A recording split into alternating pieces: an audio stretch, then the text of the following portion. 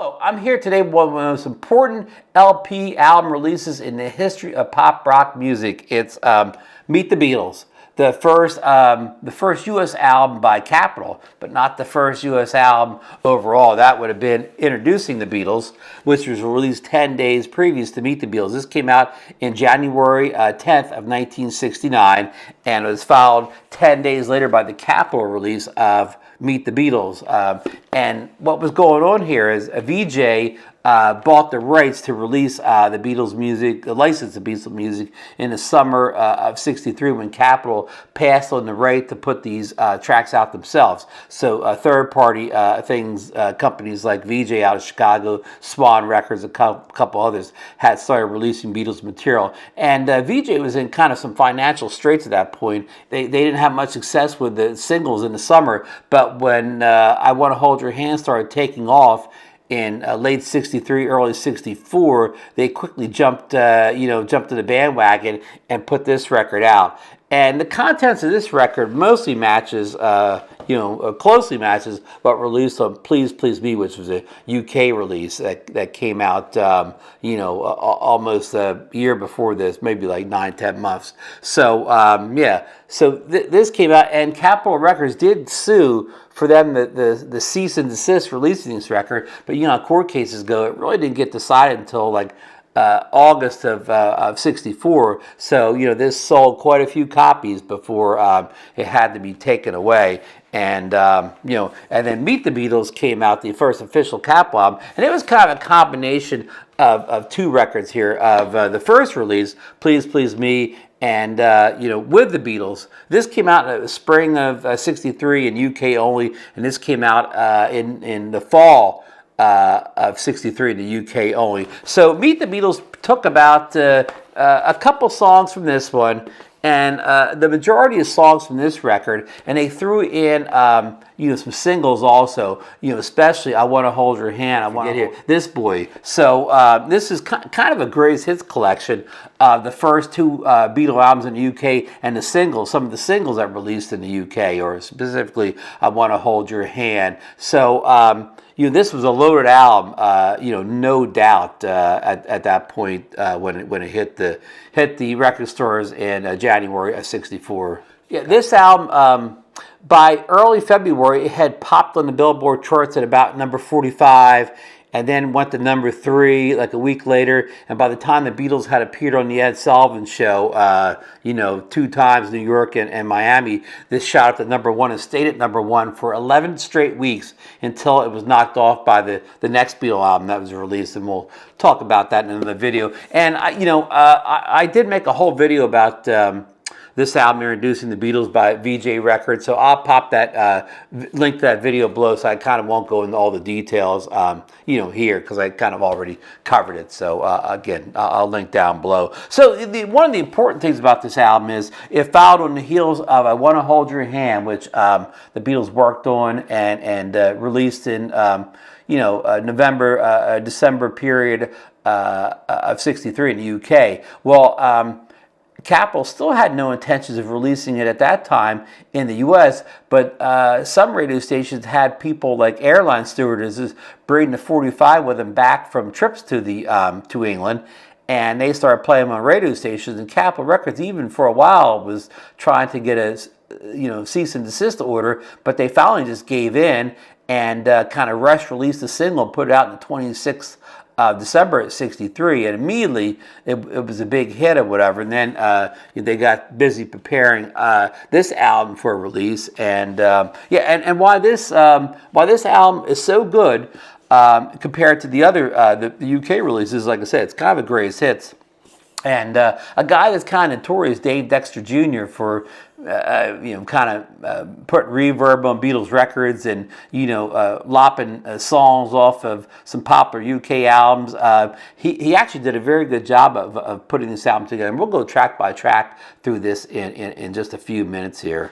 And also, one last note on I Want to Hold Your Hand single, the lead song from this record, as a matter of fact. By February 1st, it was #1 on the charts. I think it came in about the middle of, entered the charts about the middle of January at around 45. And again, it jumped to #1 by February 1st and stayed at #1 for like 7 weeks. And I think the same scenario. I think it got knocked off by another Beatles single and went to #1, which, again, we'll go into that in another video here. Okay, a little bit about the the album itself here. You can see the picture here, the kind of black and white picture is reminiscent of the photos Astrid took of the Beatles when they were in Hamburg in the early '60s, and it's very similar. It's actually, I think, it's the same photo from with the Beatles here, but they put like a blue tint to it here. And they kind of fancied the titles up here a little bit with the, I guess, the matching blue with Meet the Beatles and the Beatles with Meet You. And the Beatles themselves are kind of in a brownish, but it depends on the West Coast. This is like an East Coast color. I think on the West Coast it's more of like a kind of a olive drab color, and then and as you can see, it has this gold stamp here. I do not have an original copy of Meet the Beatles or even close to it. I will show you right here.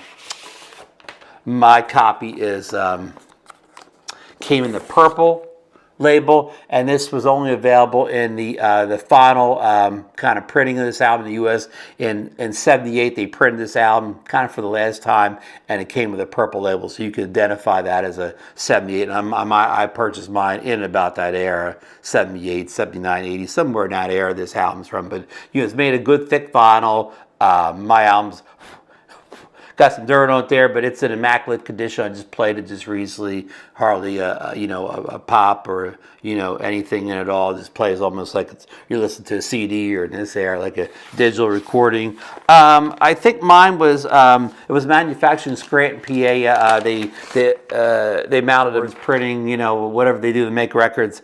They made some in California and some in Scranton, and I have I don't see the little number here, but I know mine was made in Scranton here, and it's ST247 is the whatever that number means. It's on all those. It's on all the covers and the albums. That's kind of we'll call it the model number, but it said mine was made in Scranton in '78. So whether this is collectible in any way, worth anything, it's probably worth something because my cover's in good shape and the record itself is in very good shape. So it's worth something that you have a record and a sleeve that's in good condition. Okay, a little history of these U.S. albums. Up until Meet the Beatles through like Revolver, the U.S. albums were different. In fact, there were more U.S. albums than there were U.K. albums, and kind of after that they kind of got standardized. But so these U.S. albums stayed around until I think about '87, '88. And when the CDs, when the Beatles album came out in CDs for the first time in '87.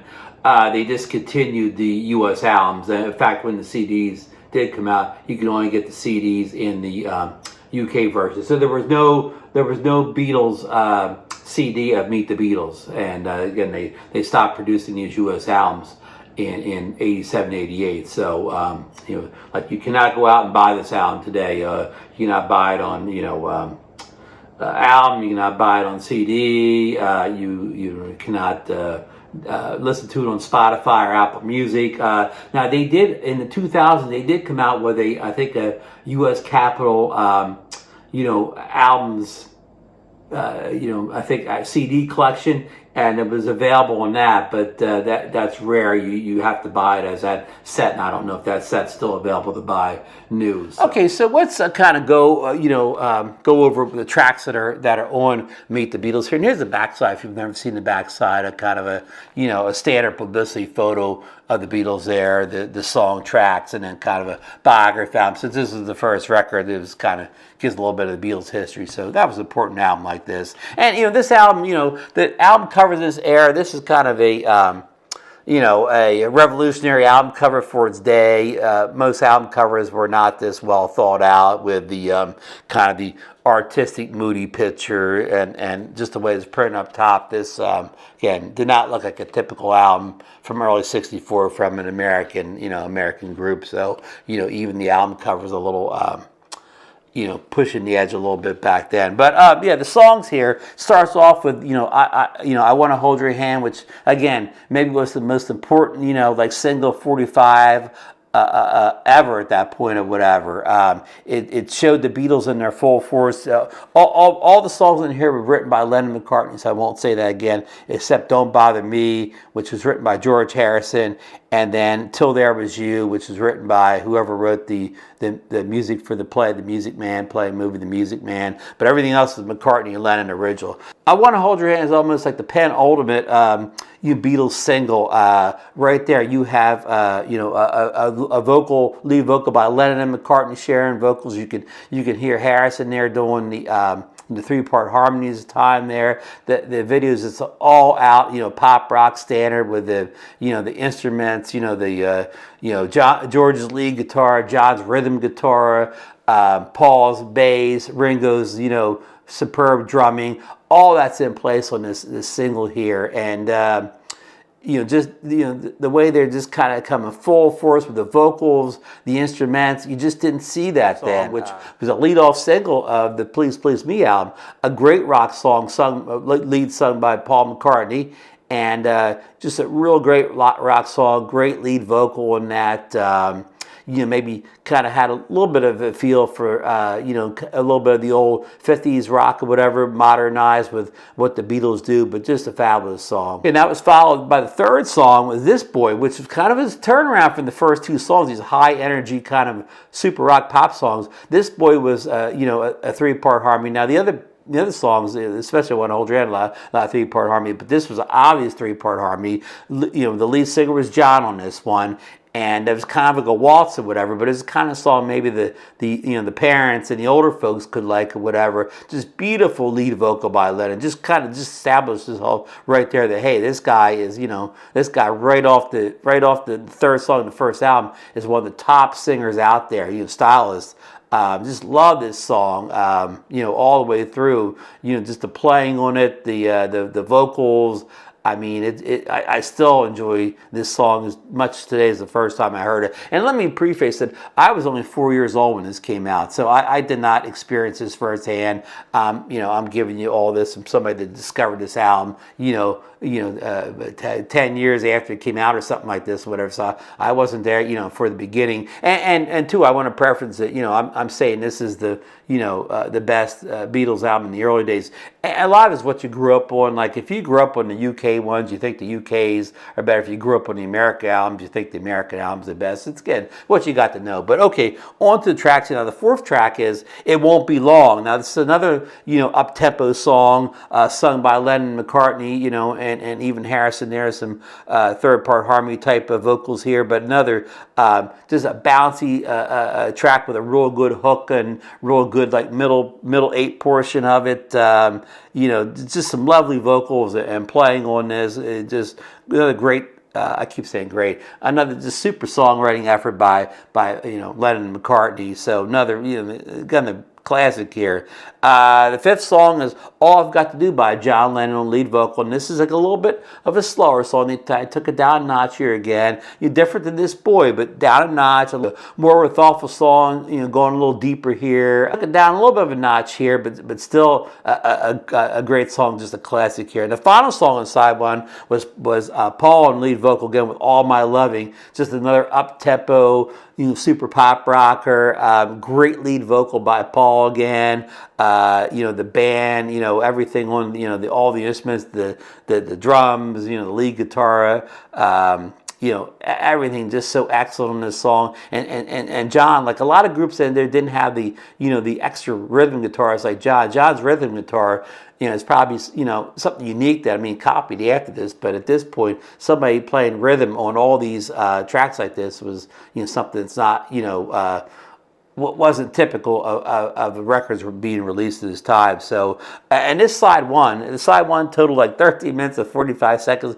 But this is probably I'm saying this is, the probably the best side of pop pop rock music ever released at this point. It's not even close or whatever. I can't go on about how strong of a side of a record this was. So on to side 2 here, Don't Bother Me, the George Harrison song I mentioned. Now this was a kind of a slower, more thoughtful song, kind of a typical of George, kind of the thinking man's Beatle, kind of known as the quiet Beatle too, but that wasn't really the truth. But again, a thinking man's Beatle is probably the more accurate here. And this was his first song, but a tremendous effort and a good way to start off, side 2, kind of, toned it down a little bit from side 1.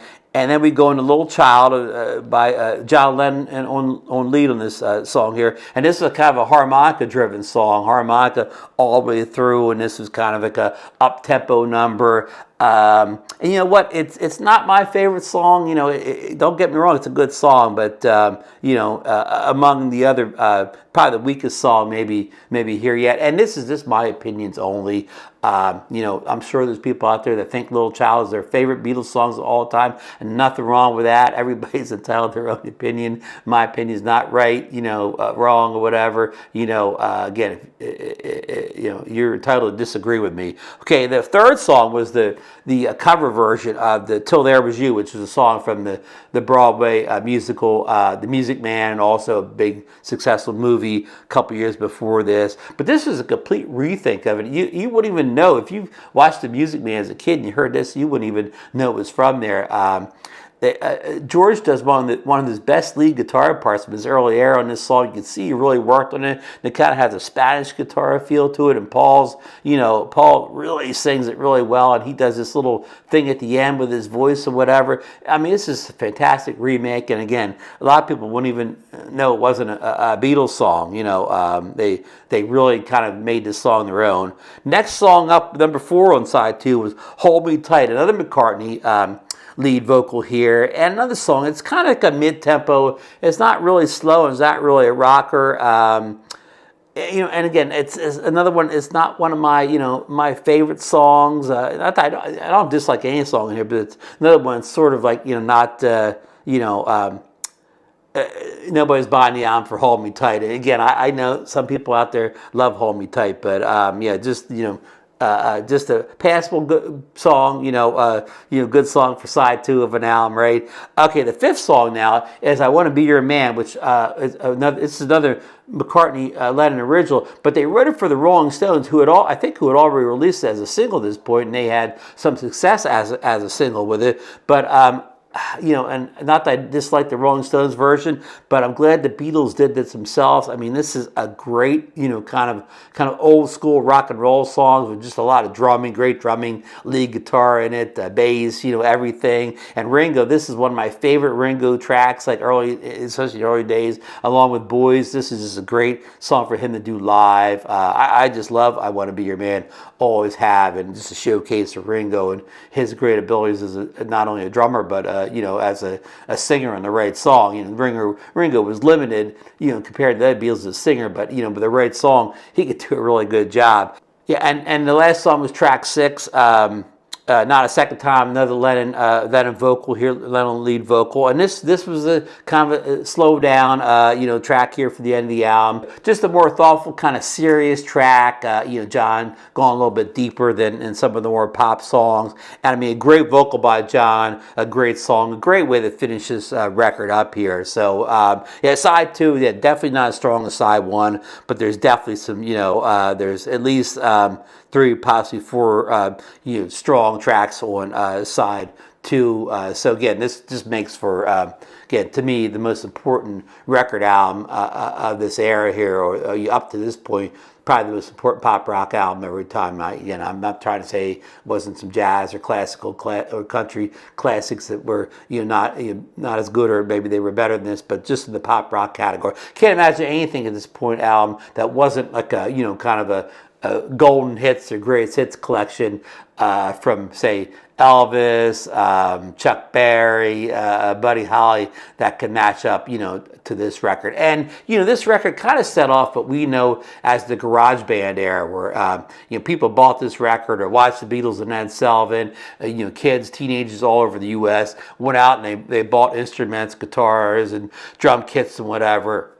I started playing in the garages, at first imitating the Beatles, then trying to write their own songs and be the next Beatles. I mean, that was a big thing. Everybody was starting their own garage band up in that era, based on seeing this the Beatles and hearing this music, because this has inspired you to get out and do something. I mean, when you saw Pat Boone singing some kind of a rock song on the Ed Sullivan Show, it just wasn't the same.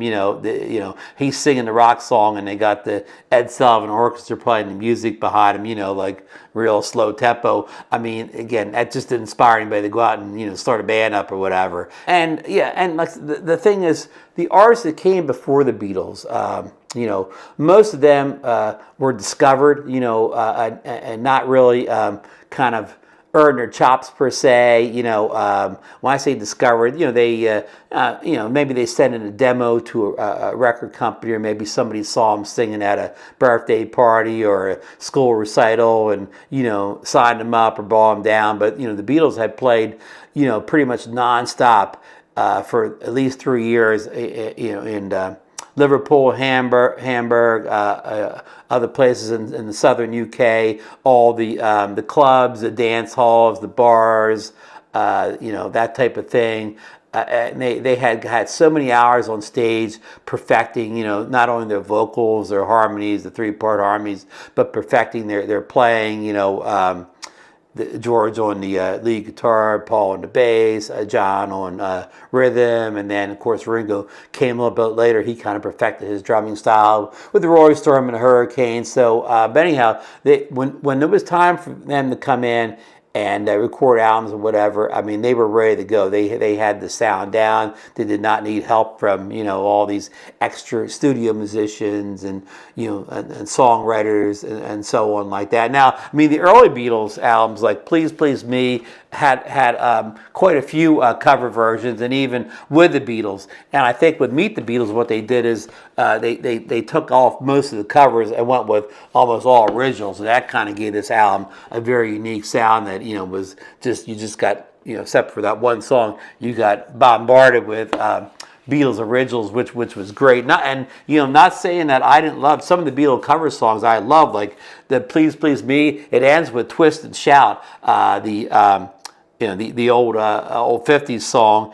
And I mean, John just does like the world's greatest version of Twist and Shout ever. It's an absolute classic. And Anna's on here, Arthur Alexander's song. I mean, another like classic cover. And even the Meet the Beatles had Roll Over Beethoven, which was a big single, I think, in Canada, and a couple other ones here. Money, another great Motown song. Please, Mr. Postman. I mean, so I love some of those rock and roll remakes that the Beatles did on their first 2 UK albums. But I think loading up with all Beatles originals kind of gave this Meet the Beatles just the impact that they needed to catapult them to success in the U.S. I mean, it's almost like they knew the future and they did everything right, to get started in the U.S. at maximizing everything out the "Want to Hold Your Hand" single, the Meet the Beatles album, the Ed Sullivan thing. So it's almost like the perfect storm,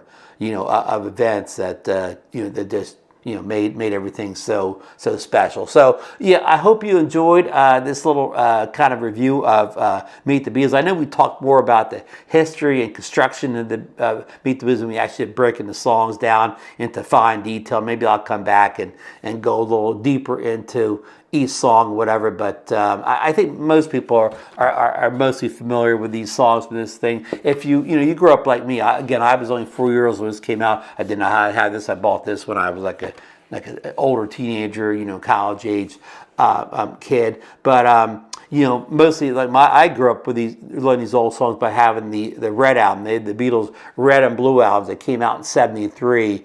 One was covered the early Beatles era, and one covered the mid to later Beatles period. And I learned most of the songs on here from listening to the like side one, of the Red album. So that's kind of my introduction, to the early Beatles songs. So yeah, so that's it for today. I don't want to go on and on. If you got anything out of this video, please give me the thumbs up. This is the shameless portion of the video here.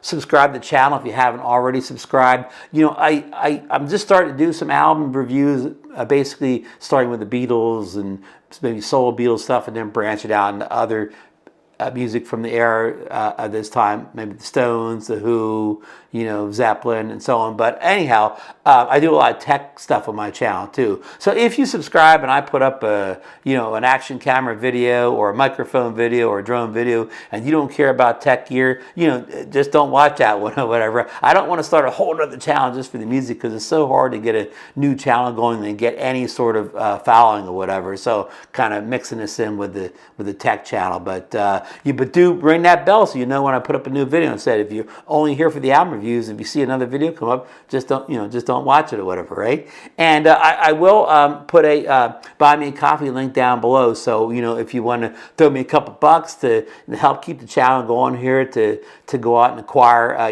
more record albums and stuff to review, and just basically just free me up from doing some other things where I need to do to make money to concentrate more on the record albums.